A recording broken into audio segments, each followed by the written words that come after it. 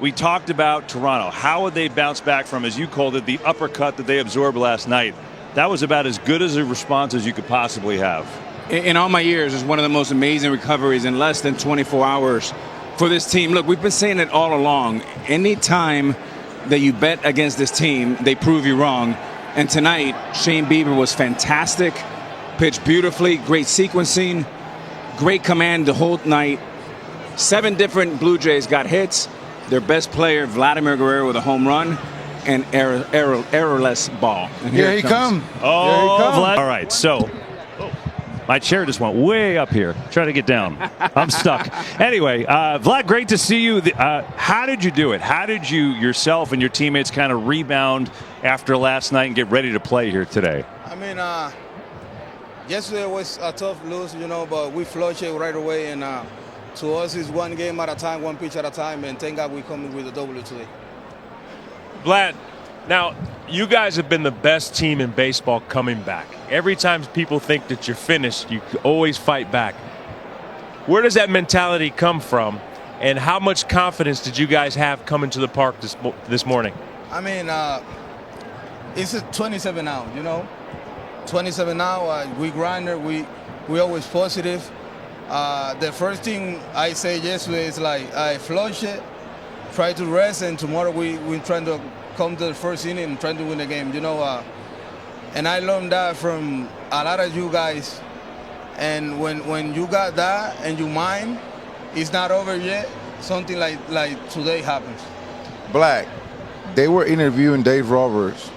First of all, congratulations, big boy. They were interviewing Dave Roberts right after you hit the home run. And he basically said he wouldn't and sit on that pitch. Take me through that at bat against, especially against Ohtani, who had that 98 miles an hour fastball in the back pocket. I mean, and that at bat, just when I made my fastball, that was a good swing, you know. And when I hit that foul ball, I said he's not gonna throw me that fastball again. So I put my mind soft, and that's a good pitch. He hanging, we banging. Yeah. Vlad, congrats. What an amazing game, and one of the most amazing recoveries in less than 24 hours to come back. It shows the grit and the character that you've shown all year. My question, I want to build off of what Poppy just asked. You know, both teams are almost sleepwalking because you can tell it's fatigued, right? Did you feel that you were the guy that had to step up in that big moment with that shot to get your team going? And how good did it feel when you saw that ball go over the fence? I mean, like I said, I just try to help the team to win. You know, I not put pressure on myself. You know, I just try to get a good pitch to hit, and he gave me that pitch, and I hit it out. You hanging, you Vlad, banging. how much juice did Bieber give you tonight? I mean, when you really needed it, he was as good as he's been since you got him at the trade deadline. He's one of the best, man. He's an amazing human being, an amazing player. He's always told us before the game, I believe in you. I believe in you, you know, and when you got pitcher like that, told you he believe in us, and you got to give it 100% and give it the heart, and that 2 line. But change directions here just for a second. How bad do you feel for George Springer? I mean, he's been a guy that has been on this stage and had so much success. He's one of the leaders of your team. He comes up with big hits. When a guy like that goes down on your team, do you feel like you have to pick it up even more? Like I say, I just try to help the team to win. I don't put pressure on myself. If I want to do too much, I get pressure on myself, you know. But to me, it's like he told us just say sorry and say, man, it's a baseball. Don't say sorry, you know. You don't want to be hurt. Yeah. But to me, it's like I believe in this team, man. This thing is so special. Fun to watch, man. So, Vlad, last night, obviously, it was a big celebration here in L.A. Everyone is betting against you guys that you wouldn't be able to recover. Talk to me about what happened in that locker room last night. Did anybody speak up? And what is it about this team that you're so resilient, that you're able to come back in less than 24 hours and perform like this? I mean, yesterday everybody was with his head down, you know, in the locker room. And when I was the last one to go in, and when I went in, I saw everybody with his head down. I say, come on, bro, head up. It's not over yet. It's not over. They not win the four games. Right. You have to win 4 games to win the World Series. You know, it's not over yet. And everybody was smiling. I say, if you want to put music, put some music. Love you know, that. and we put a little bit of music and we go home and rest and come back and win into it. You're just like this guy. You're like Papa. You're a winner. That's why you my dog. Matter of fact, I got a present for you, baby. I got a cigar. Oh, A cigar too. And I got one on my dog's shirt for my boy right here. Come on, Baladi, take it, baby. Here you go. Poppy, that's black. I got some bullet right there left. Is that the VIP black? The VIP You already edition. know, that's my boy. Only the bad guys wear those shirts. I love you, baby. Te quiero mucho. Vlad, you Mete mano, know, he rompe. always gives out the shirt. That's the first cigar he's given out. So That's you right. know he loves you right there, baby. This is You my know. guy. Enjoy it. Congrats. We'll see you for Game 5, okay? you. Vlad Thank you, Guerrero Vlad. Jr. amazing again tonight as he's been in these whole playoffs. Let's talk Shane Bieber tonight. We talked in the pregame show. You know, he had to give them a big-time start tonight. He was the best he's been since they've gotten him. I mean, he had 2 wicked strikeouts of Ohtani tonight. His stuff was awesome. Yeah, I tell you what, everyone in this stadium couldn't wait to have something to cheer for. Everyone here thought that it was 2 more games and we were not returning to Toronto. The series was going to be over. But the Toronto Blue Jays and Shane Bieber had something to say about that. I mean, he gave them exactly what they needed. They needed him to go out there and add a little bit of length, keep the crowd out of it, and give his offense a chance to get going. I tell you what, Bieber came with a mindset, hey, my team played 18 innings last night. I got to go out there and stay as long as I could so our team can survive. And when you look at the bullpen coming right after him, they just continue just stopping the Dodgers offense, which I think, based on the 18 innings that they played last night, they don't look as strong as they look like they're going to be last night into this game. But Bieber, like we say in the pregame, he stayed north-south, left-right.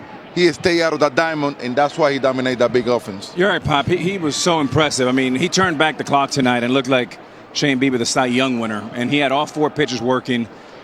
You know, he only had 3 Ks, but two of them was against Ohtani, and he threw him a brilliant changeup, his best of the night, to strike him out the second time.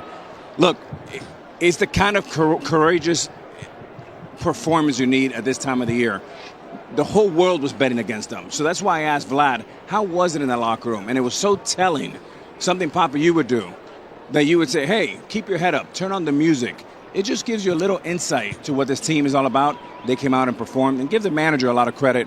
Those guys played their butts off last night. Even though they didn't win, they had the secondary lineup out there against the first lineup, and they battled their heck off. They just couldn't get enough hits. It's a great question. It gives you a little insight into Vlad's leadership, too, right? And obviously, they came out loose tonight, but Shane Bieber really set the tone. Let's check in with him. He's with Ken Rosenthal now. Thanks, Shane. It seemed like the odds were against you tonight. You're without George Springer. You're up against Shohei Ohtani. What is it about this team that makes it so resilient? We don't care. Obviously, it's tough to lose a guy like George even for just 1 game. You know, hoping he can get healthy as soon as possible. But at the same time, we have so many guys that are capable of impacting the game in a positive way. And that's, I mean, since I got traded over here, that's exactly who we've been. And, you know, it's just a pleasure to be a part of this group. No matter what happens tomorrow, this series is headed back to Toronto. Yeah. You played a huge role in making that happen. Shane, with all you've been through, where does this moment rank in your career? Biggest start of my career. You know, obviously, you know, coming off of Tommy John, and you know, I'm feeling pretty good, all things considered. But at the same time, like I said, coming off of Tommy John, I'm very grateful for the opportunity, and it was a big team win. You know, I would have loved to been able to get through a couple more innings just coming off of last night. Like, what a game that was. And at the same time, these guys picked me up in a huge way. Flew Hardy, Chris Bassett, what can you say about that guy? Like, one of my all-time favorites very quickly. And I already let him know that, but excited to celebrate with the guys and move on to tomorrow. Shane, congratulations. Thanks a lot. Back to you. All right, Shane, Kenny, appreciate that. We're all believers. Here's Bieber in the playoffs so far. I mean, he's had 2 absolutely fantastic starts and none bigger than this. And think about this. Ross Atkins, Mark Shapiro, they pulled the trigger on this deal. He was still hurt Alex, when they got him, right? They know about his resume, Cy Young winner, but he's coming back from Tommy John, and you hope he comes back, but they weren't guaranteed of that when they made this move. It was all worth it tonight. No matter what they gave up, it's worth it tonight. Oh, and then some. I mean, Mark Shapiro and Ross Atkins, two of the best executives in baseball. They've done a magnificent job with this roster, and those are the type of moves you have to make around the trading deadlines. They're a little bit contrarian, a little bit of, I don't know what, you have to think a little bit outside the box, because you're not going to go up against the Giants, the Dodgers that are spending over $500 million. You got to figure out a way how to win in the edges, and they did in this one in a big way. Well, we all know that he's not a strikeout pitcher, but he also is the type of guy that he needs to have guy playing great defense behind him. When you play great defense, when Shea Bieber is pitching, you get rewarded. Like, look at this strikeout right here. He stayed out of that diamond all night. For you to strike out a hot bat like the one that Ohtani had the past couple of nights, you better locate your pitches and stay away from that diamond, otherwise he will hurt you. Yeah, I'm glad you said that, he's not a strikeout pitcher, right? Because he's not. He can strike people out, but he pitches to contact. That's how he's able to get. It goes to show you don't have to strike out 15 guys as a team in order to win. Throw the ball over the plate, have them put it in play, keep the pitch count down, and you need your defense playing behind you. But this is the reason why they got him. The reason. And when they made the trade for him, a lot of people questioned it.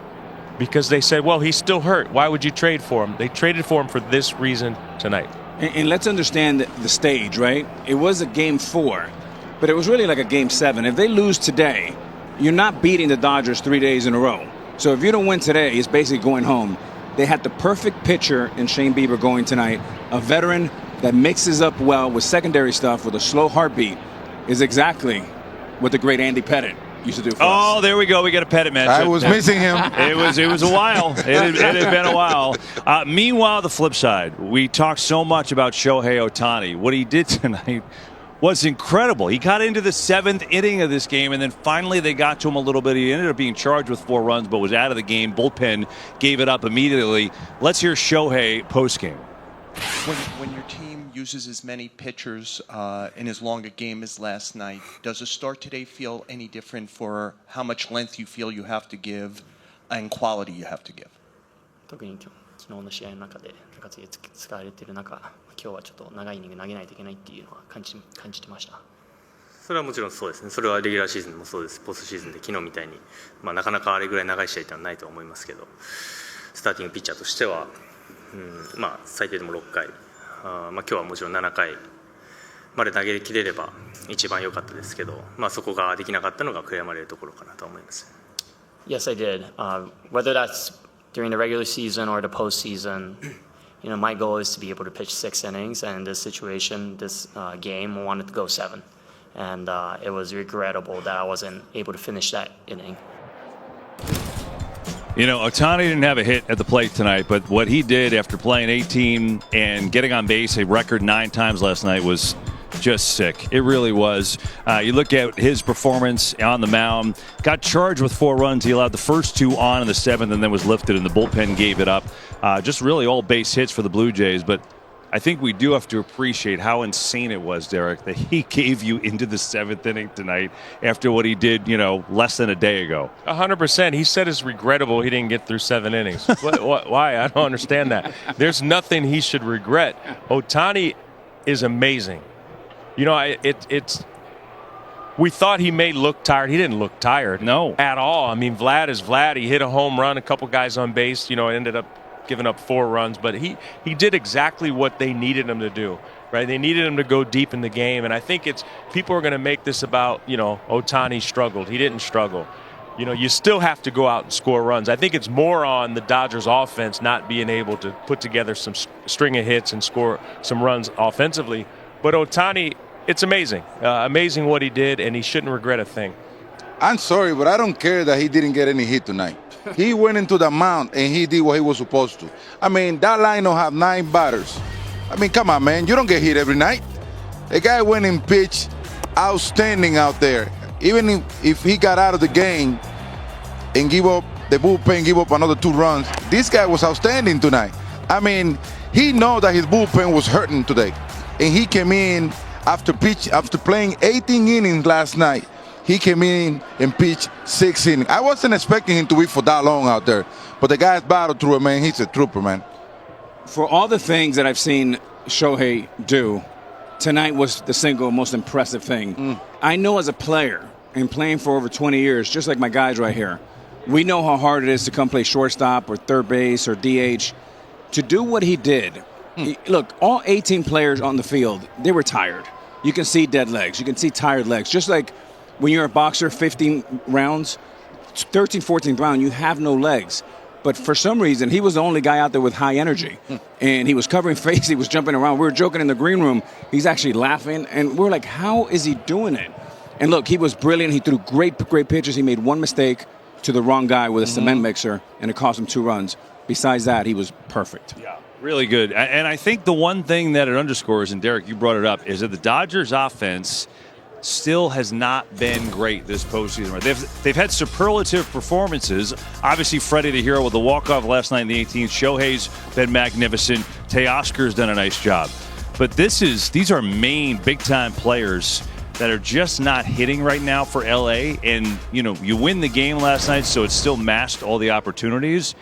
I think 4 games in a 2-2 World Series, I think we're still kind of waiting to see the Dodgers offense, right? We are still waiting, but it's their pitching staff that's got them to this point. Yeah. And when I say pitching staff, it also counts Shohei because he's a hitter and a pitcher.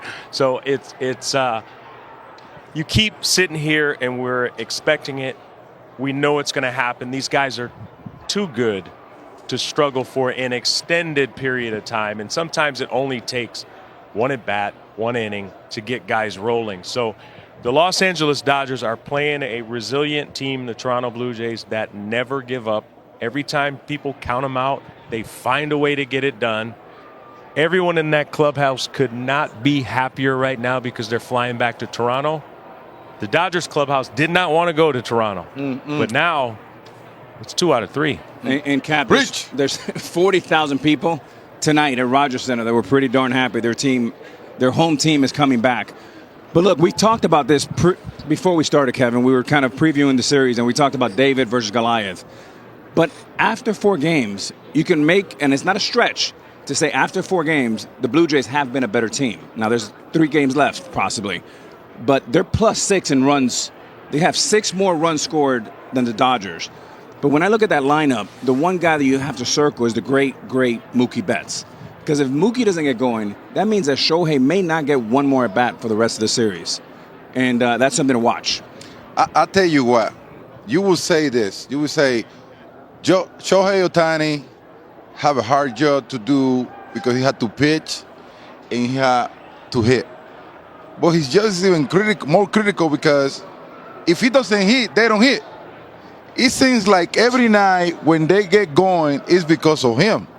Now, you have a lot of superstars in the ball club. You have a lot of professional hitters that until this point, they haven't been able to come through collectively. So, Papi, let me stop you right there. You're one of the greatest clutch hitters in October. If you're in that clubhouse right now and you see that your team is struggling a little bit, what do you tell them? Well, at this moment, having guys like Freddie who come through last night, my boy Mookie, you have Muncy, you have a whole squad right there.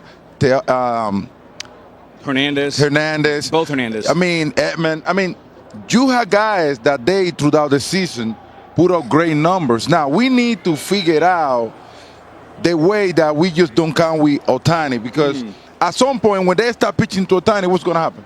You're not going to score run? You have to figure out what to do to continue providing run because until this point, if they don't have the starting pitching that they have, they'll probably be long going. Yeah, good point. Well, we're going back to Toronto, and I can only imagine what the immigration offer is going to say to you when we get back. Shane Bieber and a 6-2 Toronto win. Ernie Clement, playing wherever, third base tonight, 2 more hits, another RBI. He's been so solid. He's at 393 so far. Let's hear from him. He's with Tom Verducci. Go. Thanks, KB. Ernie, this team suffered one of the most grueling losses in World Series history just a night ago, 18 innings. How did it bounce back so well in Game 4? That's what we do. We bounce back. We got a resilient group, and it's a testament to the character in our clubhouse. We've seen this offense roll like this fast-breaking offense before. 7th inning, you scored four runs in a sequence of 19 pitches. What is the offensive approach in these situations that works so well? Yeah, I mean, we're aggressive on pitches in the zone. We have to be, and you know, they have some really good arms. So when you get those mistakes, you got to jump on them. And finally, the job Shane Bieber did tonight. What did you see playing behind Shane and the way he mixed his pitches? Yeah, he makes our job easy. You know, he pounded the zone and just kind of kept them off balance all night. So that was a big outing for us. Ernie, thanks so much. Good luck in Game 5. All right, thanks, Tom. Back to you, Kevin. All right, Tom, Ernie, Ernie's been so good. How about this? You know, we talked before the World Series started, Game 1, Bichette coming back. What could he give you with the knee? Clearly wasn't totally healthy. With Springer out and with that, you know, oblique, and they say he's day-to-day, but, you know, I think it's a stretch if he plays. We'll see. Bichette's giving him something here, Alex. I mean, the game, he missed the one game, but the games he's played, he's hitting 364 with 2 RBIs. He had a huge hit tonight. And they kind of need him without Springer. So many times, Kevin, we give these managers a hard time because it's easy to criticize, and that's what they get the big bucks for. But John Schneider knows his team better than anybody. He's done a phenomenal job. We talked about him taking day off, too. Yeah. That was an incredible decision because it rested him. And let's not forget, the Dodgers played Game 4 and 5 yesterday. The Blue Jays only played 4, right? Because most of their starters sat on the bench. So one of the benefits for a guy like Bo is he played one game and then he came out for the second game yesterday. And he came back with a lot of punch. And the last swing he had for the double, he looked like the old Bo, like he's back in shape. Absolutely. And remember, during the regular season, this guy was one of their best hitters with running and score position. Now, people need to understand that when you have a guy like this one, he's hitting on one knee right here. But you know what? He knows that he's in the World Series. He'd be like, I'm going to play with one knee. I don't care. I need to get that ring. And that's what superstar player, that's how they handle the business. And when you have a guy like him, not counting with him, and a guy like Springer, who is day by day with a bad injury because that oblique injury, I had that injury before, and you did too. Yeah. You know that takes some time to recover. But when you are with a team like the Blue Jays and you are missing those 2 pieces, things get tougher. You can't replace George Springer. He's instant offense as soon as he steps in the box, first pitch of the game. But if he's out and you need to replace him with someone, Bichette is a good replacement. Absolutely. I mean, like you said, he's one of the best hitters in the American League all season, one of the Blue Jays' best hitter, especially with runners in scoring position. Yeah. So it seems like he's getting more and more comfortable. He's having better at-bats. Saw the double he hit there his last at-bat. Toronto, they're in a good spot, man. They're in a good spot. They are confident. They know regardless of what happens to them, they can still bounce back. They believe that, even if no one else does. Gee, they're in a good spot today. I was going to say 24 hours ago, less than 24 hours ago. Earlier today, when we were right here in the desk, they felt terrible. And at least the world thought they were done. Yep. And it very much looked like the Dodgers were going to have another cakewalk in the World Series like they did last year. But after this game, it changes everything. It's game on now. But guys, that's what made them so dangerous. Bouncing back today, feeling the way they feel before this game today, knowing that George Springer wasn't going to be available, knowing that Bichette is hitting with one leg, knowing that the bullpen last night got crushed. I mean, this is a team that if I'm the Dodgers, every play I make, every pitch I make, every swing I take, I be careful with. I love what you said. And, Jeet, I know you liked what Mookie Betts said after the first loss. We don't care about yesterday. This is where leadership stands up. And how leadership looks is what John Schneider said. Hey, they haven't won the World Series. They won Game 2. They have 2 wins now. They need 2 more. And Vlad said the same thing. So the teams take the lead of their leaders, Schneider, Vlad, A+. Yeah, you know, it's ironic. The last 18-inning game, 2018, the team that lost won the next game. That was right. But the Red Sox won that series in 5. This case, Blue Jays absorbed the biggest punch from the Dodgers, got back up. Now we're 2-2. Now it's a little different. The French call of Vladimir Guerrero's home run, now 7 in this postseason. That is the most in playoff history. He has been absolutely sensational in every aspect of the game. Vlad continues to do it, setting the tone for the Blue Jays. Got him in front and then never looked back after that. Meanwhile, the Dodgers, right? All the momentum last night, but maybe some tired legs. I think both teams were a little, but they had to absorb this tough, resilient Blue Jays team. Let's hear from their manager, Dave Roberts. We knew it was going to be a great series. This team is talented, they're resilient. Talking about the Blue Jays, and they came back fighting. Caught an early lead, and Bieber, does what he does and used the cutter, spun us, minimized damage, limited traffic, and we really didn't get a whole lot of good swings. And conversely, you see these guys, grinding and using the whole field and putting some hits together, and obviously, the homer by Vlad and. That seventh inning, they built an inning right there, and we just didn't have an answer. It's hard to play 18 innings and come back and kind of flip the narrative against a very talented team and a very talented individual in Shohei Ohtani on the mound. I feel really good about just us, focusing on tomorrow's game. And Trey, I think, has been someone that's kind of come into our environment and he understands kind of how we go about it. So I don't want him to think, he has to do anything other than what we expect him to do. And it's going to take all 26 again tomorrow, but I feel really comfortable and confident with him on the mound, and tomorrow presents a new challenge against Blake Snell again. Yeah, it sure does. And here is what it will look like. Blake Snell, who's been just great this postseason, but finally had his first blip in Game 1 because the Blue Jays made him work. He wasn't super sharp with his fastball. Trey Savage, also, it's amazing. The guy was in A-ball and called up, and now he's starting the biggest games of the year for them in the World Series. So Snell got beat up for the first time in a long time in that game. And Savage, Al, he... 4 innings, he was in trouble, but he kind of gutted through it. He only allowed 2 runs, kind of showed you something there. How do you handicap Game 5? You got to remember, this guy started in Dunedin, right, and which is A-ball. I mean, that's unbelievable to be at this stage when you're 22 years old, the senior in college potentially. But look, in the first start, I think there was some nerves there. He was at home. There was a lot of pressure. And you know what? He didn't have his good split finger, and he didn't have his good fastball. What he did is he had a little bit of a cutter. I think in his Game 2, will be the second start in the World Series. I think he'll be much better, and the nerves will be a lot calmer. Blake Snell, on the other hand, his fastball, he wasn't able to locate his fastball. His changeup looked like a BP fastball to batters. That's why he was getting hit by that changeup a lot his last outing. He need to come back and start locating his fastball so he can confuse batter, keep them off of balance so he can use that changeup and have a lot of gap in between. If he don't come back locating the fastball, he probably can get hit again, Cap. Yeah, I say, look, the longer you go in a series, the higher the stakes.